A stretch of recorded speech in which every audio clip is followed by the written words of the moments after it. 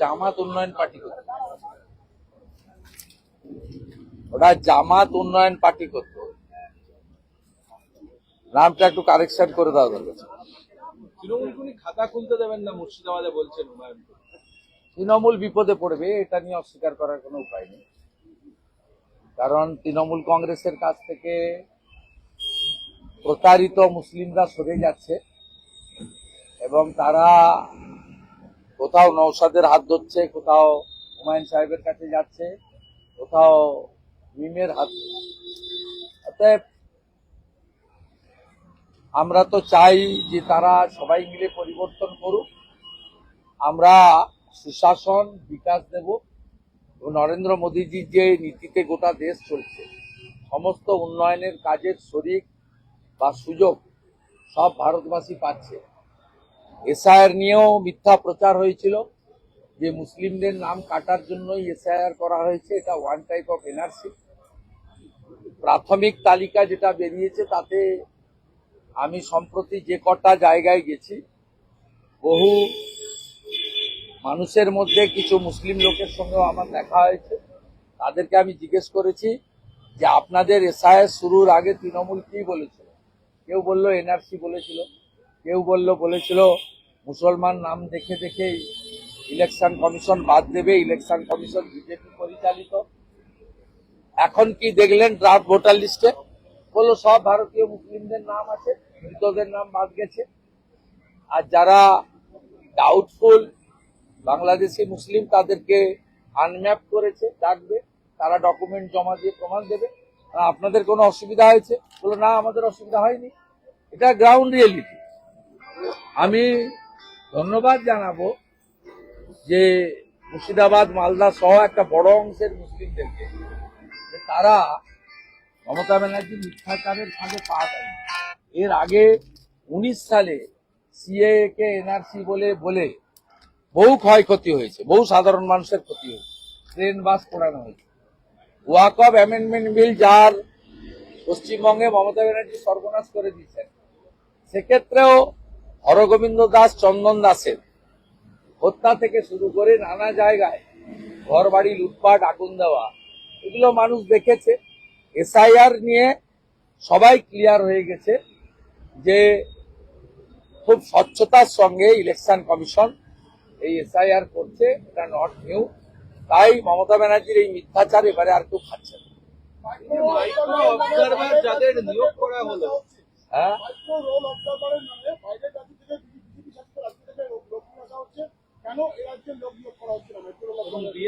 আমি মাইক্রো অবজারভারের তালিকা আমি জানি না। আমি শুনেছি 24 তারিখে তাদের ট্রেনিং হবে।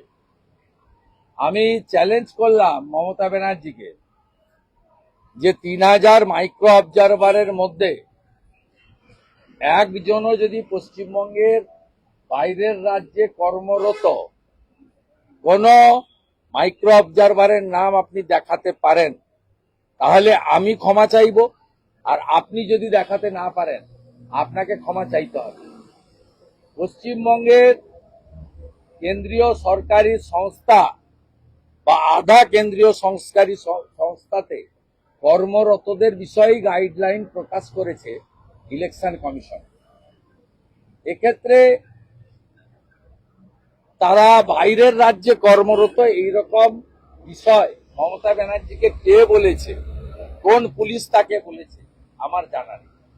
আজকে তিনি বিএলএ 2 যারা তৃণমূলের কলকাতা বা গ্রেটার ক্যালকাটা, তাদেরকে ডেকে যে মিটিং করেছেন, এতেই বোঝা যাচ্ছে মমতা ব্যানার্জি এসআইআর এর ধাক্কায় বেসামাল। যিনি গোটা ভারতকে হেলিয়ে, গুজরাটকে হেলিয়ে দেবেন বলেছিলেন, নিজেই হেলে গেছেন, তার আজকে আর্তনাদে বোঝা যাচ্ছে। এবং আজকে তিনি পুলিশকে, আমরা অনেক পুলিশ দেখেছি এর আগে, আমরা দেখেছি ডগ ক্যাচার পুলিশ, আমরা দেখেছি ফুলকে আটকানোর জন্য পুলিশ, আমরা দেখেছি দড়ি ধরা পুলিশ, আমরা দেখেছি অনেক ধরনের পুলিশ। এই প্রথম দেখলাম মমতা ব্যানার্জি পুলিশকে বলছেন রাজনৈতিক কর্মসূচির মাইকটা কেন পুলিশ দেখে নিল। তাই আজ থেকে পশ্চিমবঙ্গে আরো একটি পুলিশ চালু হলো, mic testing police. Mic testing পুলিশের আজকে উদ্ঘাটন করলেন মাননীয় পুলিশ মন্ত্রী নেতাজি ইন্ডোর স্টেডিয়ামে। আজকে তিনি নিজের রাজনৈতিক দলের লোকেদের বিভ্রান্ত করেছেন। তিনি বলেছেন নাম না থাকলে 6 নম্বর ফর্মে আবেদন করতে ইআরও বা ইআরওর কাছে। আমি তৃণমূলের বিএলও2দের বলবো, আপনাদের নেত্রী, আপনাদের সুপ্রিমো তথ্য জানেন না, পড়াশোনা নেই এবং ভেতরে ঢোকেন না, লোক কান দিয়ে দেখেন। এক্ষেত্রে আপনারা এর বুদ্ধিতে পড়বেন না। বিএলও যারা বুথে বুথে আছেন তাদের কাছেই 6 নম্বর ফর্ম দিতে পারবেন, 7ও দিতে পারবেন, 8ও দিতে পারবেন।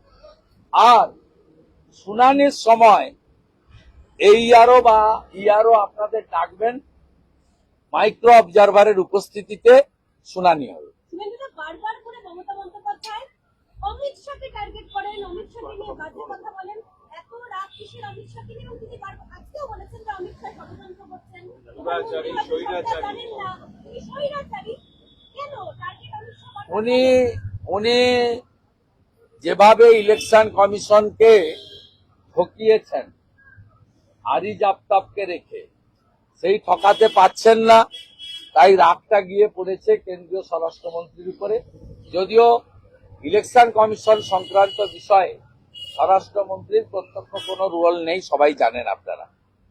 দ্বিতীয়ত, তিনি রাজীব সিনহার মতো চাটুকারকে বসিয়ে রাজ্য নির্বাচন কমিশনের মডেলে ভারতের নির্বাচন কমিশনকে চালাতে চেয়েছিলেন। সেগুড়ে বালি দিয়েছে ইসিআই এবং সিও, দুটো অফিস। এটাতে ওনার খুব রাগ হয়েছে। ওনার রাগ হয়েছে ইলেকশন কমিশনের অফিসকে নিজের পার্টি অফিসে পরিণত করতে চেয়েছিলেন। এক চিঠিতে election commission shipping corporation of ইন্ডিয়াতে অফিস শিফটিং এর ব্যবস্থা করে দিয়েছে।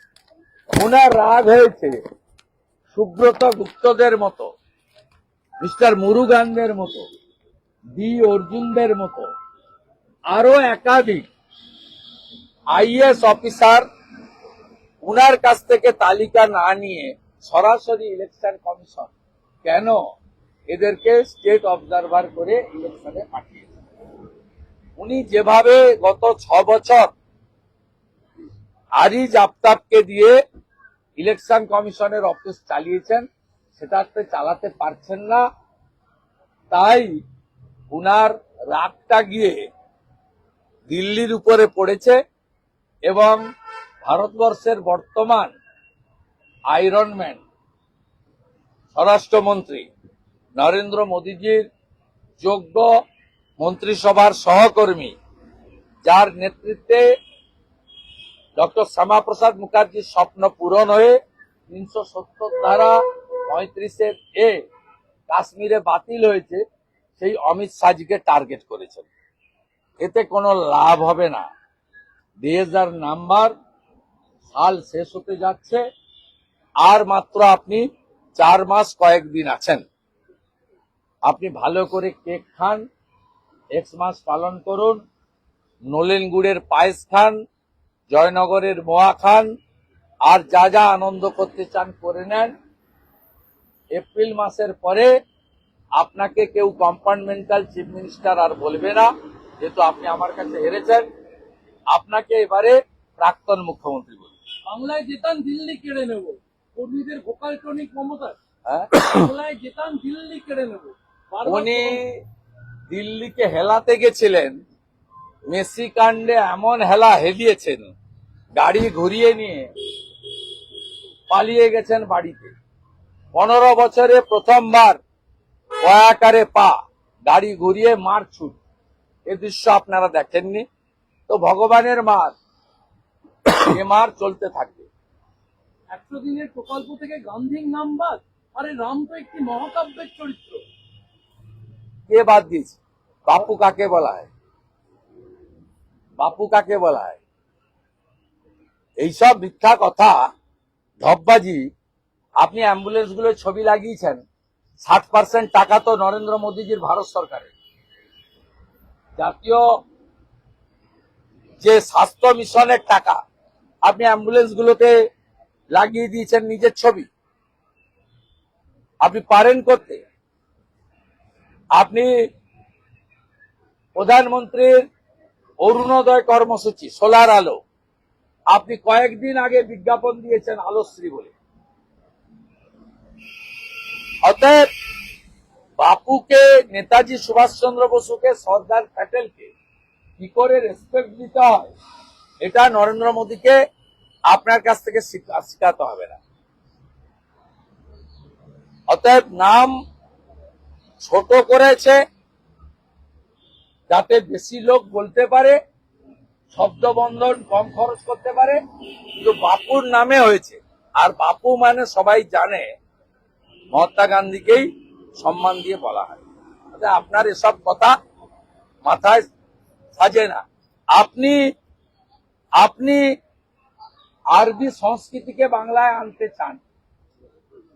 আপনি আমাকে প্রত্যেকটা কর্মসূচিতে বাধা দেন।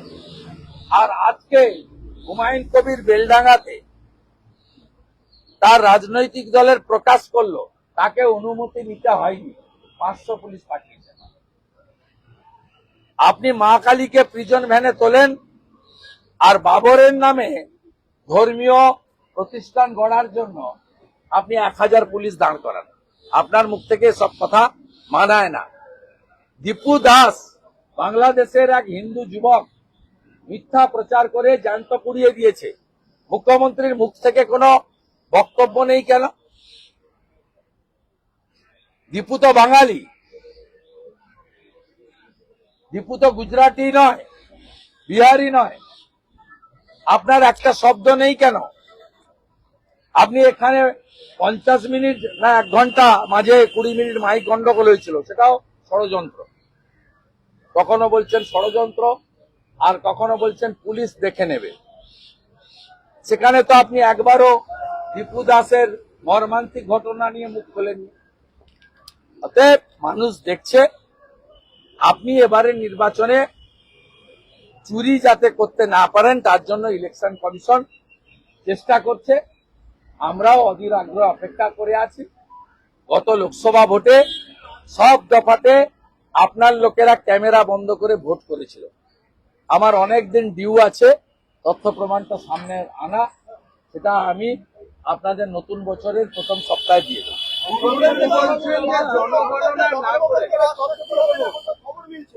যদি তিনি রাজসাক্ষী হন তাহলে কি তৃণমূলের বিপদ আসন্ন? তৃণমূলের কি বিপদ আসন্ন? না, যদির উত্তর দেব। রাজসাক্ষী হবেন? যদির উত্তর আমি দিতে পারবো না। হবেন কিনা উনি বলতে পারবেন, উনি বলতে পারবেন, আমি বলতে পারবো। বিজেপির মহানগর আপনারে বিভাজন করার চেষ্টা করছেন। আপনারা মতুয়াদের মধ্যে টাকা দিয়ে বিভাজন করার চেষ্টা করছেন। লক্ষ্মীপুর মুখ্যমন্ত্রী এবং মুখ্যমন্ত্রী বলেছেন আপনারা বিজেপির কথা বিভ্রান্ত হবেন না। বিজেপি যা করে সবই টাকা দিয়ে, আর উনি যা করেন সবকিছু ভালোবাসা দিয়ে। উনার এই মিথ্যাচার অনেক মানুষ দেখেছে। উনি বরাবরই হিন্দুদের বিভক্ত করতে চান। উনি পাহাড়ে 11টা বোর্ড বানিয়েছেন নেপালিদের ভাগ করার জন্য, Bhutia board, Lepcha board, Tamang board. উনি নমশূদ্র বোর্ড বানিয়ে মুকুল বৈরাগীকে দিয়ে নমশূদ্রদের বিভাজন করতে চেয়েছেন। উনি বংশীবদন বর্মনকে দিয়ে ওখানে রাজবংশীদেরকে, সেখানে আবার একটা রাজবংশী বোর্ড বানানো, আবার কাকে বসিয়েছেন নতুন, এখন বংশীবাবু খারাপ হয়ে গেছে হয়তো। এইভাবে আপনি নানা জায়গায় হিন্দুদের ভাষার নামে, জাতের নামে ভাগ করতে চান। অথচ আপনি কখনো উর্দু স্পিকিং মুসলিম বলেন না, বাংলাভাষী মুসলিম বলেন না। তাদেরকে বলেন আপনারা মাইনরিটি, আপনারা মুসলিম, আপনারা সংখ্যালঘু। আর আমাদেরকে বলেন তুমি হিন্দিতে কথা বলো, তুমি বাঙালি নও, তুমি অসমিয়ায় কথা বলো, তুমি বাঙালি নও, তুমি গুজরাটি, তুমি বাহারি, বাইরের লোক।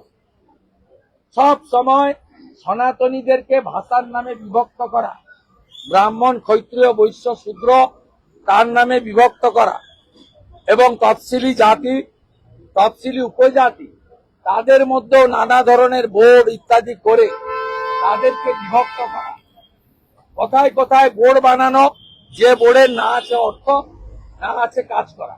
সম্প্রতি বাউরি বোর্ড করেছেন, আরো বোর্ড হয়তো করবেন। কুর্মী বোর্ড আগে করেছিলেন, কুর্মীদের কি হয়েছে?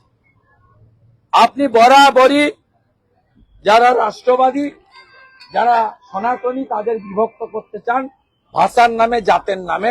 সেই জন্য এবারে আওয়াজ উঠেছে বাটনা মত, মাটেঙ্গে তো কাটেঙ্গে। এবারে কেউ বিভক্ত হবে না। ভাষার নামে, জাতের নামে আপনি বিভক্ত করতে পারবেন না। রামকৃষ্ণ মিশন, ভারত সেবাশ্রম, ইসকন, ঠাকুর অনুকূল চন্দ্র, ভিন্ন ভিন্ন পথ মত থাকলেও আমরা সবাই at the end of the day ভারতীয় এবং বৃহত্তর সনাতনী গোষ্ঠীর অংশ। আমরা ঐক্যবদ্ধভাবে আপনাকে সরাবো।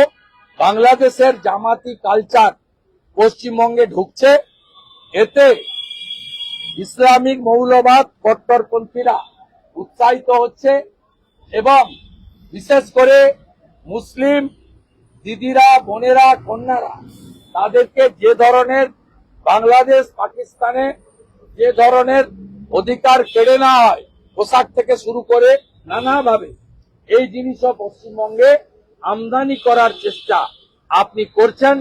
তাই আপনি মা কালীকে প্রিজন ভ্যানে তুলতে পর্যন্ত ছাড় দেননি। আর না, আমার বাংলাদেশ ডেপুটি হাই কমিশনার আপনাকে সরাসরি মমতা ব্যানার্জি নাম না করে বিজেপির খোকাবাবুর আবদার 1.5 কোটি নাম কেটে দিতে হবে। ইলেকশন কমিশন সেজন্য তৈরি করে চালাকি করছে। চালাকি করে কখনো মহৎ কাজ হয়? বক্তব্য। খোকা বাবু কাকে বলেছেন তো আমি জানি না। আমি তো খোকা নই। 55 বছর আমার হয়েছে 15ই ডিসেম্বর। 55 বছরের কোন লোক নেই, খোকা বলা হয় না। কাকে বলেছেন আমার জানি না, জানা নেই। তবে আমি বাবু সোনার মতো নই, এটুকু বলতে পারি। শেষ প্রশ্ন, হুমায়ুন কবির, শিশির অধিকারী, আজকে শিশির অধিকারীর নাম তুলে হুমায়ুন কবির তিনি বলছেন আপনার কথা বলে, যে বলেছে মুসলিম এমএলএদের ছুঁড়ে ফেলে দেবে ট্যাঙ্গোলা করে। আমি 70 মুসলিম 30 হিন্দু নিয়ে যাবো বিধানসভায়। শুভেন্দু অধিকারী কেন? শিশির অধিকারীর ক্ষমতা থাকলে কিছু করে দেখাও, এক আঙুল দেখাবে, 2 আঙুল দেবো।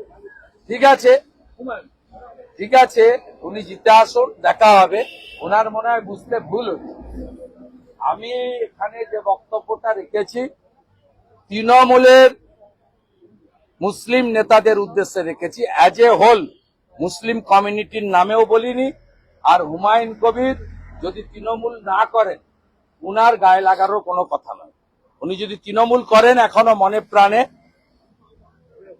উনি যদি মনে প্রাণে এখনো তৃণমূল করে থাকেন, মমতা ব্যানার্জির সঙ্গে কথা বলেই এইসব কাণ্ড কারখানা করে থাকেন, তার অর্থে যদি করে থাকেন, আইপ্যাকের বুদ্ধিতে যদি করে থাকেন, তাহলে উনি এই হিসাবের মধ্যে পড়েন।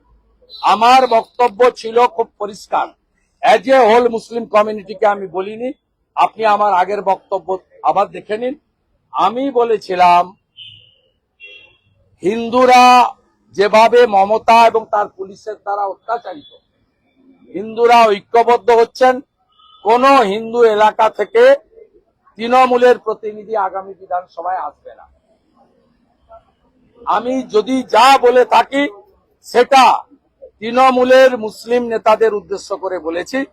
সমগ্র মুসলিম কমিউনিটি বা নৌসাদ বা এখন সদ্য নিজেকে তৃণমূল ছেড়েছে বলে বলা হুমায়ুন কবিরদেরকে আমি বলি। অর্থাৎ আমি আবারও বলি, তৃণমূল মুসলিমদের একটা ক্ষুদ্র অংশকে তাদেরকে ব্যবহার করছে, গুন্ডাতে পরিণত করেছে এবং তাদেরকে দিয়ে ভোট লুট থেকে, অর্থ লুট থেকে সবকিছু কাজই এই তৃণমূলের মুসলিম নেতারা করছেন। এটা সবাই জানে। এবং এরা কেউ, আমি দায়িত্ব নিয়ে বলতে পারি, ফজরের নামাজ পড়ে না, এরা জাকাত করে না, এরা তাদের যে ধর্মীয় অনুশাসন মানে না। আর ধর্মে যেগুলো নিষিদ্ধ আছে সুরাপান, সুদ গ্রহণ সেই কাজগুলোই করে।